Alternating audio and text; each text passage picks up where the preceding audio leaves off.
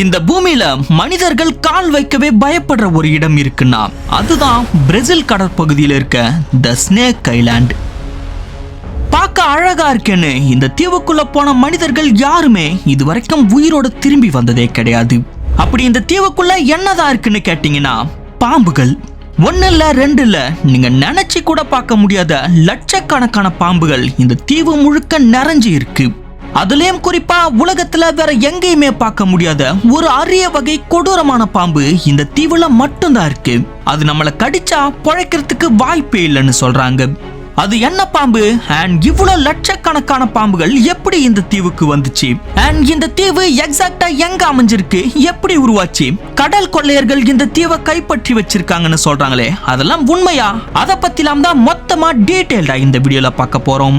வீடியோக்குள்ள போறதுக்கு முன்னாடி ஒரு லைக் மட்டும் பண்ணி சப்போர்ட் பண்ணுங்க அண்ட் இந்த வீடியோவை எண்ட் வரைக்கும் பார்த்துட்டு உங்கள யாருக்காவது இந்த தீவுக்கு போக தைரியம் இருந்தா கமெண்ட்ல சொல்லுங்க. வீடியோக்குள்ள போயிடலாம். பிரேசிலோட கடற்கரையிலிருந்து சுமார் 33 கிலோமீட்டர் தூரத்துல அட்லாண்டிக் பெருங்கடலுக்கு நடுவுல அமைஞ்சிருக்க ஒரு அழகான தீவு தான் இந்த ஸ்னேக் ஐலாண்ட். ஆக்சுவலி இந்த தீவோட உண்மையான பேர் இல்ஹாடா குய்மேடா கிராண்டே. ஆனா உலகமே இந்த தீவை ஸ்னேக் ஐலாண்ட் அப்படின்னு தான் கூப்பிடுது. இது சைஸ்ல ரொம்ப பெரிய தீவுலாம் கூட கிடையாது.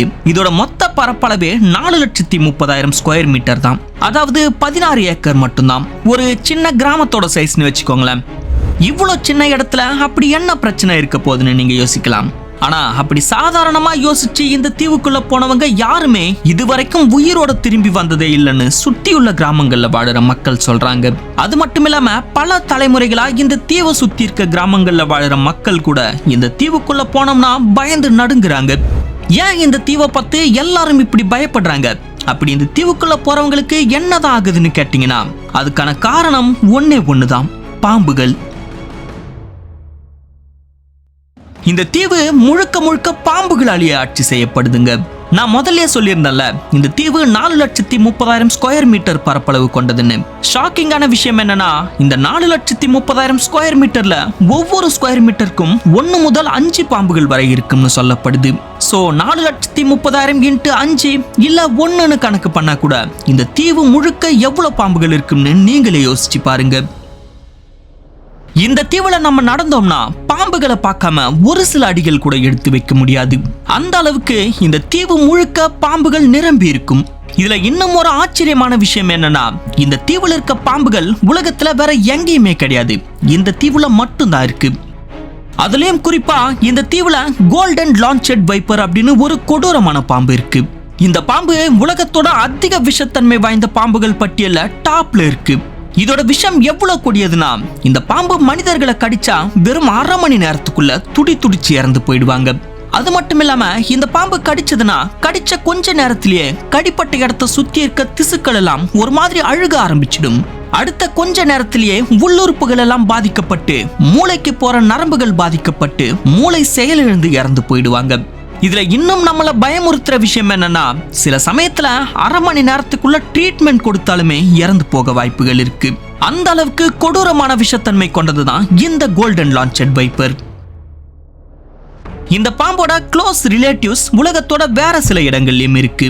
அதோட சயின்டிபிக் நேம் பாத்ரோப்ஸ் ஜெராராக். ஒவ்வொரு வருஷமும் பிரேசில்ல நடக்கிற பாம்பு கடிகள்ல 90% மேல காரணமா இருக்கிறது இந்த பாத்ரோப்ஸ் ஜெராராக் தான்.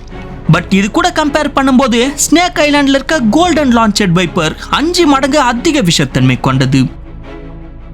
இந்த ஒரு பாம்பு எவ்வளவு பயங்கரமானது அப்படின்றத பத்தி மட்டும் தான் பேசிக்கிட்டு இருக்கோம். இந்த பாம்பை தவிர இன்னும் பல வகையான வெரைட்டியான அதிக விஷத்தன்மை கொண்ட பாம்புகள் இந்த தீவு முழுக்க இருக்கு. அண்ட் இந்த தீவுல மனிதர்கள் இதுவரைக்கும் கண்டுபிடிச்சு ரிசர்ச் பண்ணாத பாம்புகளே நிறைய இருக்கலாம்னு சொல்லப்படுதுன்னா பாத்துக்கோங்க. இந்த தீவுல பாம்பை தவிர வேற எந்த உயிரினங்களும் கிடையாதா? அண்ட் இவ்வளவு பாம்புகள் எங்க இருந்து இந்த தீவுக்குள்ள வந்திருக்குன்னு கேட்டீங்கன்னா அதுக்கு 2 தியரி சொல்லப்படுது. முதல்ல பிரேசிலோட கடற்கரை கிராமங்கள்ல வாழற மக்கள் சொல்ற கதை என்னன்னா பல வருடங்களுக்கு முன்னாடி பைரேட்ஸ் அதாவது கடல் கொள்ளையர்கள் அவங்களோட புதையல்களை இந்த தீவுல கொண்டு வந்து மறைச்சு வச்சுட்டு அதை பாதுகாக்கிறதுக்காக சில கொடிய விஷ பாம்புகளை இங்க விட்டுட்டு போனாங்களாம். அப்படி போன அந்த கொள்ளையர்கள் திரும்ப வரவே இல்லையாம். காலப்போக்குல அவங்க விட்டுட்டு போன அந்த பாம்புகள் எல்லாம் இனப்பெருக்கம் செஞ்சு இந்த தீவு முழுக்க பெருகிட்டதா அவங்க சொல்றாங்க. ஆனா இது எந்த அளவுக்கு உண்மைன்னு தெரியல, ஏன்னா இவங்க சொல்றதுக்கு எந்த ஒரு ஆதாரமும் கிடைக்கல. மறுபக்கம் சயின்டிஸ்ட் கொடுத்திருக்க எக்ஸ்பிளனேஷன் என்னன்னா, சுமார் 11,000 வருடங்களுக்கு முன் இந்த தீவு ஒரு செப்பரேட் ஐலாண்டா இல்லாம பிரேசிலோட மெயின்லேண்டோட கனெக்டான பிரேசிலோட ஒரு பகுதியா தான் இருந்திருக்கு. அந்த காலகட்டத்துல இங்க பிரேசிலோட மற்ற பகுதிகள் மாதிரி கொஞ்சம் பாம்புகள் இருந்திருக்கு. பிற்காலத்துல கடல் மட்டம் உயர்ந்ததால இந்த தீவை சுத்தி இருக்க பகுதியெல்லாம் நீர்ல மூழ்கி இந்த பகுதி பிரேசிலோட மெயின்லேண்ட்ல இருந்து துண்டிக்கப்பட்டு தனி ஒரு ஐலாண்டாவே மாறிட்டு இருக்கு.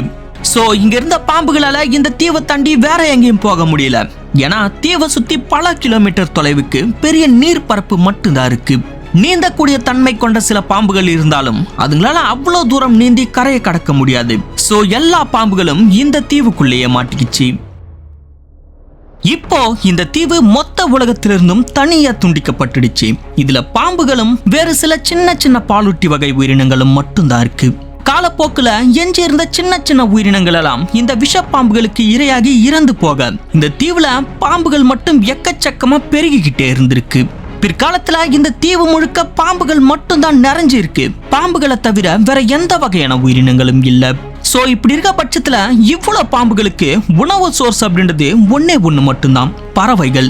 இந்த தீவு பக்கமா மைக்ரேட் பண்ணி வர பறவைகள் இல்ல இந்த தீவுலயே வளர பறவைகள், இதுங்க மட்டும்தான் இந்த பாம்புகளுக்கு இருக்க ஒரே உணவு சோர்ஸ். ஆனா இதுல பிரச்சனை என்னன்னா, பறவைகள் எதுவுமே தரையில் இருக்காது இல்ல, எல்லா பறவைகளும் பறந்துகிட்டு இருக்கும், இல்ல மரத்துக்கு மேலையும் கிளைகள்லயும் தான் நிற்கும். சோ இந்த பறவைகளை பிடிச்சு சாப்பிடணும்னா இங்க இருக்க மரங்கள்லயும் செடிகள்லயும் இந்த பாம்புகள் ஏறி ஆகணும். சோ காலப்போக்குல அங்க இருக்க பாம்புகள் எல்லாமே வேற வழியே இல்லாம கொஞ்சம் கொஞ்சமா எவால்வேட் ஆகி மரம் ஏற கத்துக்குச்சுங்க. இப்போ இந்த தீவுல இருக்க எல்லா பாம்புகளும் நல்லா மரம் ஏற எவால்வேட் ஆகிடுச்சுங்க. ஆனா இன்னொரு பிரச்சனை என்னன்னா, இந்த பாம்புகள் பறவைகளை விஷத்தால தானே கொல்லுது. அப்படி இந்த பாம்பு கடிச்சு இதோட விஷம் அந்த பறவைகளை கொல்ல கொஞ்சம் நேரம் ஆகும்ல, அந்த கேப்குள்ள அந்த பறவைகள் அங்கிருந்து பறந்து போய் வேற எங்கேயாவது இறந்து போயிடுது. இப்படி இருக்க பட்சத்துல அந்த பாம்புகள் என்னதான் கஷ்டப்பட்டு மரம் ஏறி அந்த பறவையை கடிச்சாலும் அது கொஞ்சம் தூரம் தள்ளி போய் இறந்து போறதால இந்த பாம்புகளுக்கு உணவு கிடைக்கிறது இல்ல. இதனாலேயே சர்வைவ் பண்றதுக்காக காலங்கள் போக போக இந்த பாம்புகளோட விஷத்துல இருக்க நச்சுத்தன்மை இன்னும் வீரியமாகுது.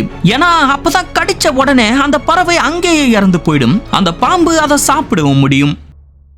சோ இப்படிதான் உலகத்துல மத்த பகுதிகளில் இருக்க பாம்புகளை விட இந்த ஸ்னேக் ஐலாண்ட்ல இருக்க பாம்புகளோட விஷம் பயங்கர ஸ்ட்ராங்கானதா எவால்வேட் ஆகி இருக்கு. யோசிச்சு பாருங்க, இயற்கையாகவே ஒரு தீவு உருவாகி அங்க இருக்க பாம்புகள் எல்லாம் சர்வை பண்றதுக்காகவே இதுங்களோட தன்மையும் இதுங்களோட விஷத்துல இருக்க வீரியமும் பல மடங்கு எவால்வேட் ஆகி உலகத்துல வேற எங்கேயுமே இல்லாத ஸ்பெஷல் ஸ்பீசியஸாவே உருவாகி இருக்கு. அது மட்டும் இல்லாம இந்த தீவுக்குள்ள பாம்புகளுக்கு காம்படிஷனா, அதாவது பாம்புகளை வேட்டையாட எந்த உயிரினமும் இல்லாததால இருக்க பாம்புகள் எல்லாம் லட்சக்கணக்கில் பெருகி காலப்போக்குல இந்த தீவோட உண்மையான பேரே மறைஞ்சி ஸ்னேக் ஐலாண்ட் அப்படின்னு பேர் எடுத்திருக்குன்னா கேட்கவே எவ்வளவு ஆச்சரியமா இருக்குல்ல. இந்த தீவை பத்தி கேட்கவே இன்ட்ரெஸ்டிங்கா இருக்கு. இந்த தீவுக்குள்ள நம்ம போக முடியுமா, அங்க இருக்க பாம்புகளை பார்க்க முடியுமான்னு கேட்டீங்கன்னா கண்டிப்பா முடியாது. பிகாஸ் இந்த தீவு மனிதர்களுக்கு ரொம்பவே ஆபத்தானதுன்னு சொல்லி பிரேசில் கவர்மெண்ட் பொதுமக்கள் இந்த தீவுக்கு போறத கம்ப்ளீட்டா பேன் பண்ணிட்டாங்க. ஆனாலும் ஒவ்வொரு வருஷமும் சில பேர் இந்த தீவுக்கு போய்கிட்டும் வந்துகிட்டும் தான் இருக்காங்க. அவங்கெல்லாம் யாருன்னு பார்த்தோம்னா இந்த சயின்டிஸ்ட்லாம் இருக்காங்கல்ல, அவங்கெல்லாம் இந்த ஐலாண்ட் பத்தியும் இங்க இருக்க அரிய வகை பாம்புகள் மற்றும் அதோட விஷத்தை பத்தியும் ஸ்டடி பண்றதுக்காக போவாங்க. இவங்களை தவிர ஒவ்வொரு வருஷமும் பிரேசில் நேவியும் இந்த தீவுக்கு போறாங்க. பிரேசில் நேவி போறதுக்கான காரணம் என்னன்னா, இந்த தீவுல மனுஷங்களால கட்டமைக்கப்பட்ட ஒரு லைட் ஹவுஸ் இருக்கு. 1920க்கு முன்னாடி இந்த லைட் ஹவுஸ பராமரிக்கிறதுக்காகவே ஒரு ஃபேமிலி இந்த தீவுல வாழ்ந்ததாகவும், பிறகு அங்கிருந்த பாம்புகள் கடிச்சு அந்த ஃபேமிலியை சேர்ந்தவங்க எல்லாருமே இறந்து போயிட்டதாகவும் சொல்லப்படுது. இது எந்த அளவுக்கு உண்மைன்னு தெரியல, பட் இந்த இன்சிடென்ட்க்கு பிறகுதான், அதாவது 1920க்கு பிறகுதான் இந்த லைட் ஹவுஸ் ஃபுல்லி ஆட்டோமேட்டடா மாற்றப்பட்டிருக்கு. அப்போத்துல இருந்து வருஷத்துக்கு ஒரு முறை மட்டும் பிரேசில் நேவி ரொம்பவே பாதுகாப்பா இந்த தீவுக்குள்ள போயிட்டு சில மெயின்டெனன்ஸ் அண்ட் ரிப்பேர் ஒர்க்ஸ் எல்லாம் செஞ்சுட்டு அடுத்த ஒரு வருஷத்துக்கு இந்த லைட் ஹவுஸ் ஆட்டோமேட்டிக்கா இயங்குற மாதிரி பண்ணிட்டு வருவாங்க. சயின்டிஸ்ட் அண்ட் நேவியை தவிர இப்ப ரீசெண்டா சில யூடியூபர்ஸும் இந்த தீவுக்குள்ள போறத பார்த்திருப்பீங்க. அவங்கெல்லாம் பிரேசில் கவர்மெண்ட் கிட்ட ப்ராப்பரான பர்மிஷன் வாங்கிக்கிட்டு தேவையான பாதுகாப்பு உபகரணங்களை எடுத்துக்கிட்டு தான் போவாங்க. இவங்களை தவிர சாதாரண பொதுமக்கள் எல்லாம் அந்த தீவுக்குள்ள போனா பிரேசில் கவர்மெண்ட் அவங்கள அரெஸ்ட் பண்ணி ஜெட்டியோட ஜெயில உட்கார வச்சிடுவாங்க. ஆனா என்னதான் கவர்மெண்ட் இவ்வளவு ஸ்ட்ரிக்டா தடை விதிச்சிருந்தாலும் சில பேர் கவர்மெண்டோட தடைகளை மீறி இல்லீகலா இந்த தீவுக்குள்ள போக தான் செய்றாங்க. அவங்க வேற யாரும் இல்ல, கடல் கொள்ளையர்கள். கடல் கொள்ளையர்கள்னா நம்ம படங்கள்ல பாக்குற மாதிரி புதையல்களை கொள்ளையடிக்கிற கடல் கொள்ளையர்கள் கிடையாது. இந்த கடல் கொள்ளையர்கள் இந்த தீவுல புதையலுக்கு நிகரா இருக்க அரிய வகை பாம்புகளை பிடிக்கிறதுக்காக போறாங்க. இவங்கள பயோ பைரேட்ஸ்னு சொல்லுவாங்க.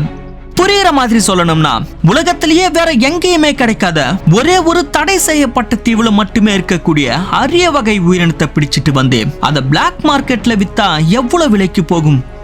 சோ இதுக்காக தான் இந்த கடல் கொள்ளையர்கள் ஸ்னேக் ஐலாண்ட் உள்ள போய் அங்க இருக்க ரொம்பவே அரிய வகை பாம்புகள் எல்லாம் பிடிச்சிட்டு வந்து அத பிளாக் மார்க்கெட்ல பல லட்சங்களுக்கு விற்கிறாங்க. இதுல நம்ம பார்த்த கோல்டன் லான்ச்சட் வைப்பர்லாம் பிளாக் மார்க்கெட்ல 10 இருந்து 40 லட்சம் வரைக்கும் விற்கப்படுது. இவ்ளோ பணம் கிடைக்கிறதால தான் இந்த பயோ பைரேட்ஸ்லாம் கவர்மெண்டோட தடைகளை மீறி உயிரை பணயம் வச்சு யாருமே போக பயப்படுற இந்த ஆபத்தான பாம்பு தீவுக்குள்ள போய் பாம்புகளை பிடிச்சிட்டு வந்துகிட்டு இருக்காங்க. கடந்த சில ஆண்டுகளா இந்த பாம்பு தீவுல இருக்க பாம்புகளோட எண்ணிக்கை 50% கம்மி ஆயிட்டுதா இந்த தீவுக்குள்ள போயிட்டு வர ஆராய்ச்சியாளர்கள் சொல்றாங்க. இதுக்கான காரணம் பயோ பைரேட்ஸ் ஒரு பக்கம் இருந்தாலும் மறுபக்கம் இந்த தீவுல இருக்க லட்சக்கணக்கான பாம்புகளுக்கு ஒரு சில பறவைகளை தவிர வேற எந்த பெரிய உயிரினங்களும் சாப்பிட கிடைக்காததால உணவு பற்றாக்குறை காரணமா இந்த ஸ்னேக் ஐலாண்ட்ல இருக்க பாம்புகளோட எண்ணிக்கை ஒவ்வொரு வருஷமும் கம்மியாகிக்கிட்டே இருக்கு. பட் இதுல ஆச்சரியமான விஷயம் என்னன்னா இந்த தீவுல இருக்க பாம்புகளோட எண்ணிக்கை 50% குறைஞ்சாலுமே ஒரு ஸ்கொயர் மீட்டருக்கு 1 இருந்து 5 பாம்புகள் இருக்குன்னா அப்ப இதுக்கு முன்னாடி இந்த தீவுல எவ்வளவு பாம்புகள் இருந்திருக்கும்னு யோசிச்சு பாருங்க. ஓகே கைஸ், இதோட இந்த வீடியோ முடிஞ்சது. இந்த ஸ்னேக் ஐலாண்ட் பத்தி நீங்க என்ன நினைக்கிறீங்க? யாருக்கெல்லாம் இந்த ஸ்னேக் ஐலாண்ட் குள்ள போக தைரியம் இருக்கோ எஸ் அப்படின்னு கமெண்ட் பண்ணுங்க. இல்ல இதே மாதிரி இன்னும் ஒரு பயங்கரமான தீவான நார்த் சென்டினல் ஐலாண்ட் பத்தின வீடியோ வேணும்னா நார்த் சென்டினல் அப்படின்னு கமெண்ட் பண்ணுங்க. அதிகமான கமெண்ட்ஸ் வந்துடுச்சுன்னா அடுத்த அந்த வீடியோ அப்லோட் பண்றேன். சோ லைக் பண்ணுங்க, கமெண்ட் பண்ணுங்க, முக்கியமா சேனலை சப்ஸ்கிரைப் பண்ணி அந்த பெல் ஐகானை ஆன்ல போட்டுக்கோங்க. அடுத்த வீடியோல பார்க்கலாம்.